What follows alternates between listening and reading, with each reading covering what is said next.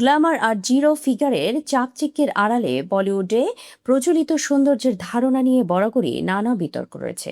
এবার সেই অন্ধকার দিকটি নিয়ে নিজের তিক্ত অভিজ্ঞতার কথা অকপটে শেয়ার করলেন জনপ্রিয় অভিনেত্রী অঞ্জলি আনন্দ।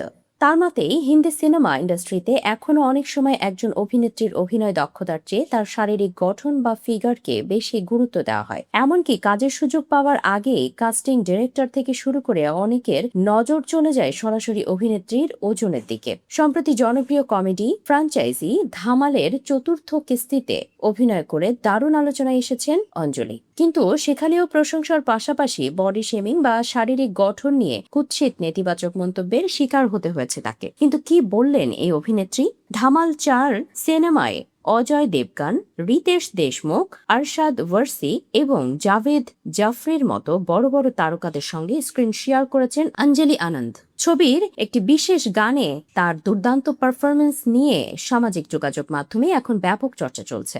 তবে এই সাফল্যের মাঝেও এক সাক্ষাৎকারে অঞ্জলি ক্ষোভ প্রকাশ করে জানান, আমাদের সমাজে এখনো এমন একটি নোংরা মানসিকতা রয়েছে যেখানে একজন নারীর যোগ্যতা বিচার করার আগে তার চেহারা বা শরীর নিয়ে কাটাছেঁড়া করা হয়। এই অভিনেত্রী মনে করেন এই ব্যাকডেটেড দৃষ্টিভঙ্গির পরিবর্তন এখন সময়ের দাবি। অঞ্জলি বলেন, প্রচলিত মেদহীন স্লিম নায়িকার ধারণার বাইরে গিয়ে পর্দায় বাস্তব জীবনের নারীদের তুলে ধরার জন্য আরও বৈচিত্র্যময় ও শক্তিশালী চরিত্র তৈরি করা দরকার। কারণ একজন সত্যিকারের শিল্পীর আসল পরিচয় তৈরি হয় তার প্রতিভা দিয়ে, ওজনের স্কেলে নয়। অভিনেত্রী বলেন, দর্শক যখন পর্দায় বিভিন্ন শারীরিক গঠনের সাধারণ মানুষকে দেখতে অভ্যস্ত হবেন তখন সৌন্দর্য সম্পর্কে প্রচলিত এই সংকীর্ণ ধারণাও বদলে যাবে।